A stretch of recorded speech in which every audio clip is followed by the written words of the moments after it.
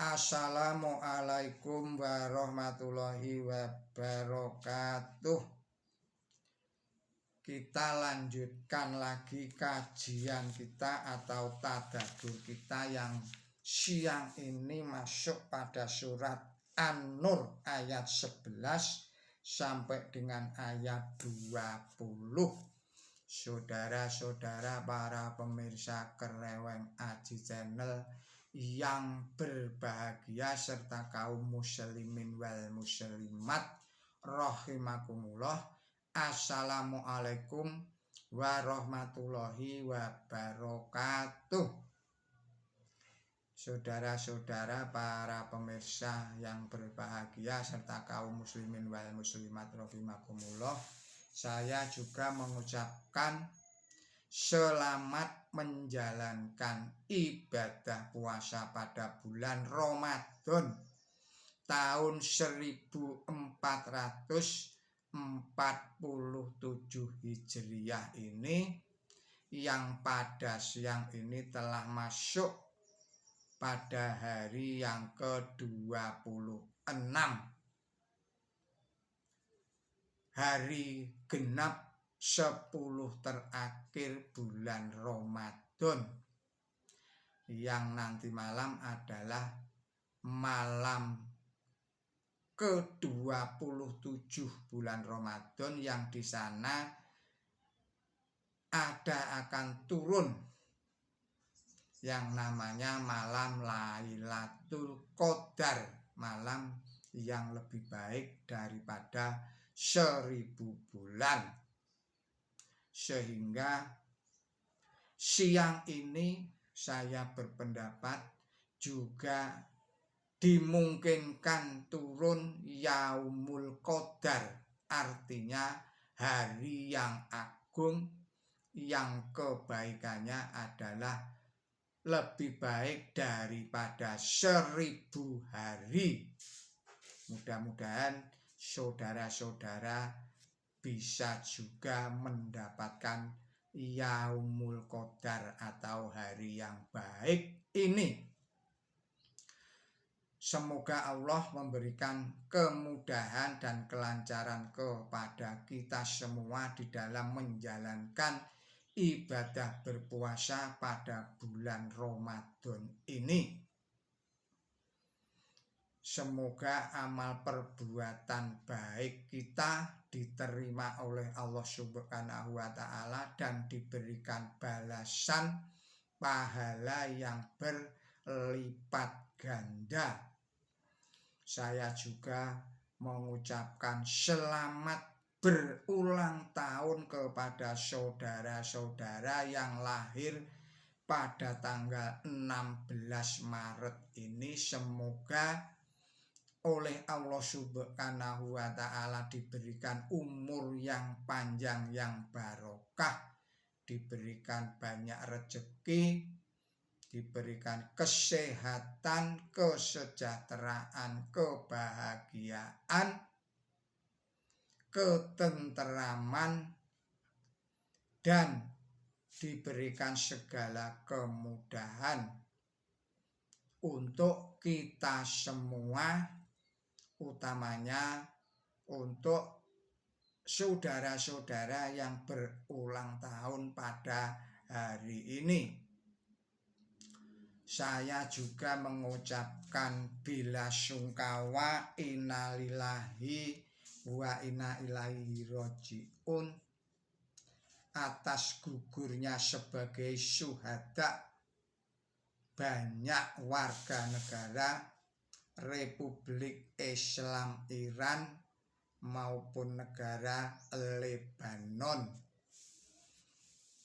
yang mereka itu gugur sebagai syuhada karena mempertahankan kedaulatan negaranya, kedaulatan bangsa dan tanah airnya, termasuk di dalamnya adalah pemimpin tertinggi negara Republik Islam Iran, Ayatollah Ali Khamenei, yang juga gugur di dalam mempertahankan kedaulatan negaranya, kedaulatan tanah, air, dan bangsanya. Semoga Allah Subhanahu wa Ta'ala memberikan tempat yang mulia di sisinya. Semoga Allah Subhanahu wa Ta'ala juga mengampuni segala dosa-dosanya dan memaafkan segala kesalahan-kesalahannya, juga menerima segala amal baiknya kepada lebih kurang 1.500 jiwa yang telah gugur sebagai syuhada atas serangan para agresor. Saudara-saudara, para pemirsa Kreweng Aji Channel yang berbahagia, serta kaum muslimin wal muslimat rahimakumullah. Baiklah, kita lanjutkan tadabbur kita. Bismillahirrahmanirrahim. Innal ladzina za'u bil ifqi usbatum minkum la ta'syabuhu syarrul lakum bal huwa khairul lakum likulli mri'in minhum ma tasyaba minal ismi waladzi tawalla kibrahu minhum lahu adzabun adim laula in idzami'tumuhu dunal mu'minun wal mu'minatu bi anfusihim khairan wa qalu hadza ifkum mubin laula ja'u alaihi bi arba'ati syuhada fa idlam ya'tu bisuhada'i fa ulaika indallahi humul kadibun walaula fadlullahi alaikum wa rahmatuhu fid dunya wal akhirati lama asyakum fima fadtum bihi adzabun adim idh talaqawnahu bi alsinatikum wa taquluna bi afwahikum ma laysa lakum bihi ilmu wa ta'sabunahu hayna wa huwa indallahi adim walaula idzami'tumuhu qultum ma yakunu lana annadala natakallama bihada subhanaka dan buhtanul adim ya'idukumullahu an ta'udu limislihi abadan in kuntum mu'minin wa yubayyinu lahu lakumul ayati wallahu alimun hakim innal ladzina yuhimuna an tasi'al fakhishatu fil ladina amanu lahum adabul alim fid dunya wal akhirah wallahu ya'lamu wa antum la ta'lamun walaula fadlullahi alaikum wa rahmatuhu wa annallaha ra'ufur rahim. Shadaqallahul adzim. Artinya dengan menyebut Allah yang maha pemurah, yang maha pengasih. Sesungguhnya orang-orang yang membuat-buat kebohongan adalah dari golongan kamu. Janganlah menganggap itu buruk bagi kamu. Tidak, malahan itu baik bagi kamu karena tiap-tiap orang di antara mereka memperoleh apa yang ia kerjakan tentang dosa. Adapun orang yang bertanggung jawab, sebagian besar tentang itu ia akan mendapat siksaan yang berat. Mengapa kaum mukmin pria dan kaum mukmin wanita tatkala mendengar itu tidak bersangka baik bagi diri sendiri dan berkata ini adalah kepalsuan yang nyata? Mengapa mereka tidak mendatangkan 4 saksi terhadap perkara itu? Oleh karena mereka tidak mendatangkan saksi, maka menurut Allah mereka adalah orang yang dusta. Dan sekiranya tidak ada karunia Allah dan rahmatnya kepada kamu di dunia dan di akhirat, niscaya kamu akan tertimpa siksaan yang berat karena apa yang kamu ucapkan. Tatkala kamu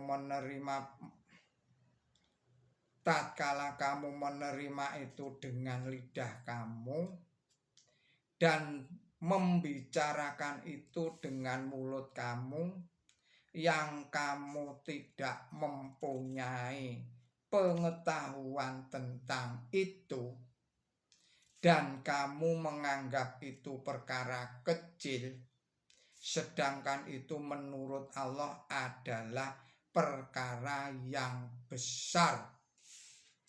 Dan mengapa tatkala kamu mendengar itu kamu tidak berkata tak pantas bagi kamu untuk bercakap-cakap tentang itu?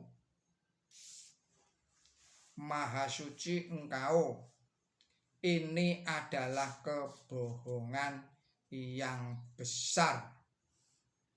Allah memperingatkan kamu agar kamu selamanya tidak akan mengulangi apa yang seperti itu lagi jika kamu orang yang beriman.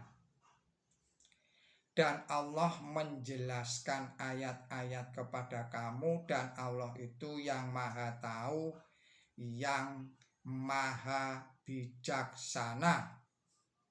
Sesungguhnya orang-orang yang suka agar berita yang keji tersiar di kalangan orang-orang yang beriman, mereka akan mendapat siksaan yang pedih di dunia dan di akhirat.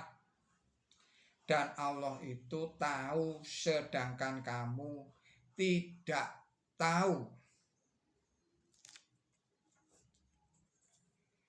Dan sekiranya tidak ada karunia Allah kepada kamu dan rahmatnya, dan bahwa Allah itu yang maha belas kasih, yang maha penyayang.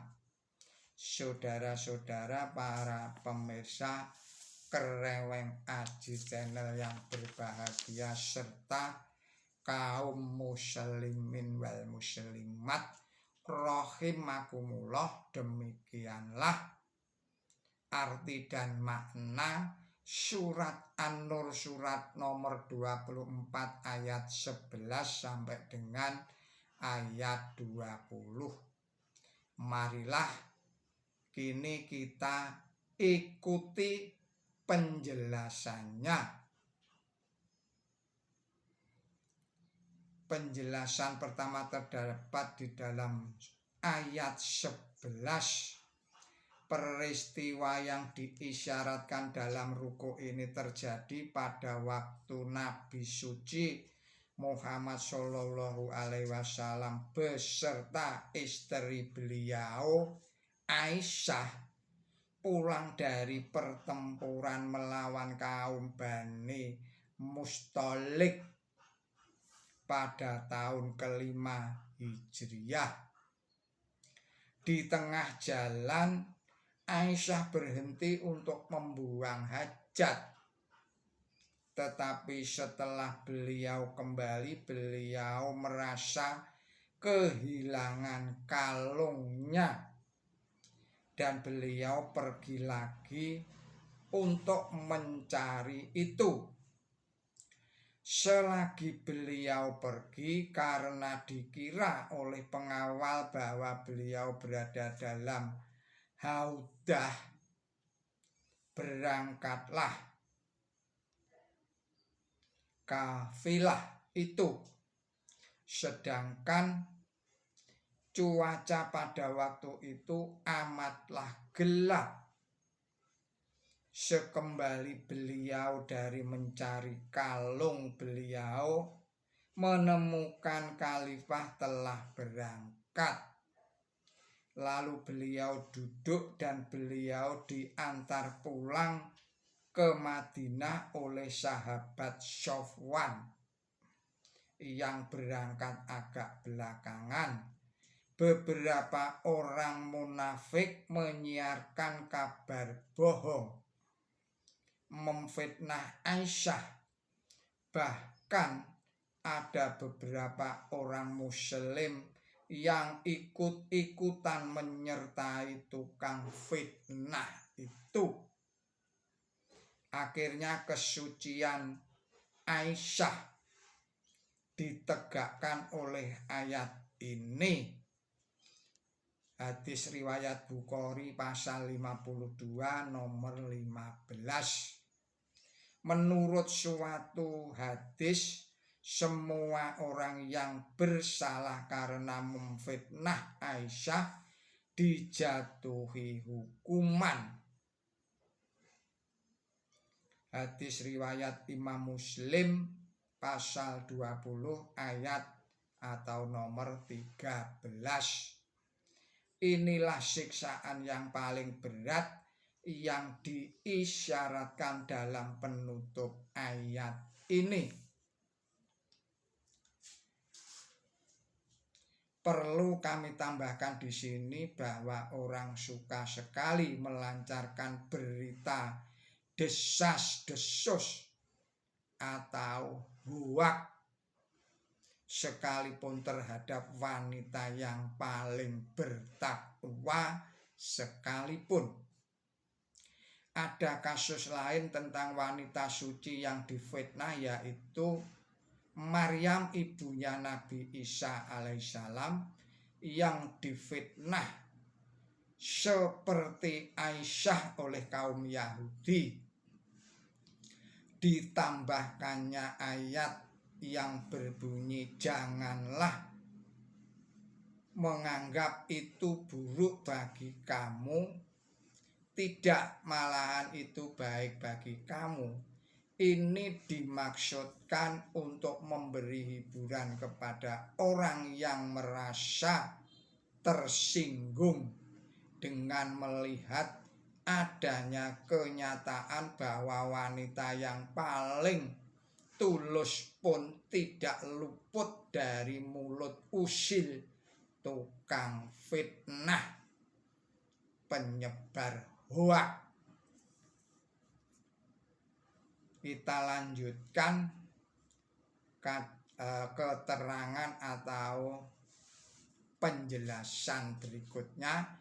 Menurut mufasir, orang yang bertanggung jawab sebagian besar tentang itu ialah Abdullah bin Ubay, pemimpin kaum munafik.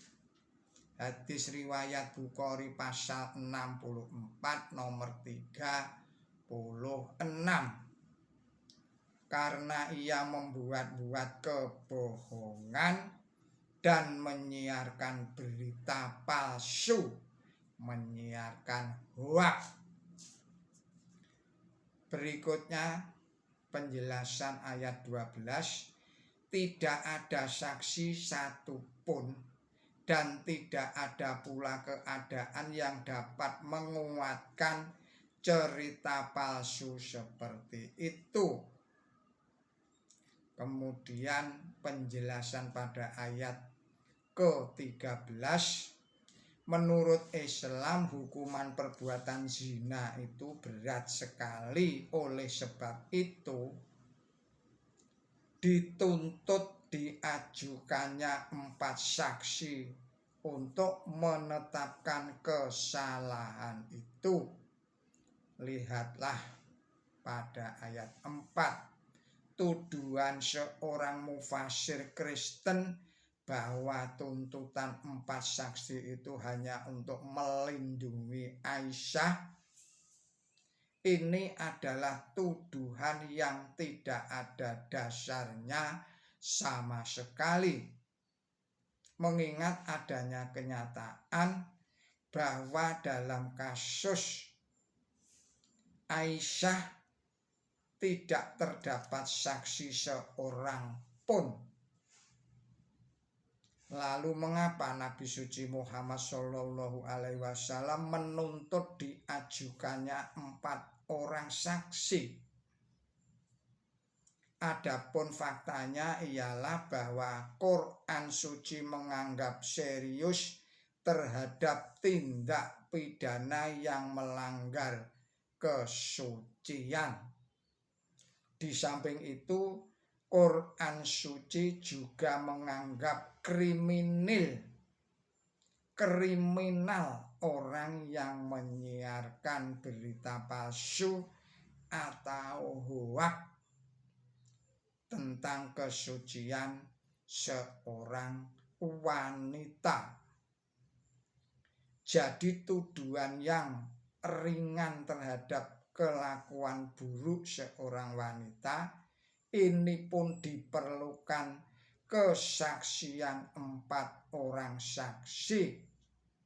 Lihatlah surat 4 ayatnya 15, yang ini diakui diwahyukan terlebih dahulu daripada ayat-ayat ini. Saudara-saudara para pemirsa Kreweng Aji Channel yang berbahagia, cukuplah sekian tadabbur kita siang ini, dan kita sambung lagi pada video-video yang berikutnya. Mohon maaf atas segala kesalahan dan kekilapan saya di dalam menyampaikan tadabbur ini. Billahi taufik wal hidayah. Ihdinas siratal mustaqim. Wassalamualaikum warahmatullahi wabarakatuh.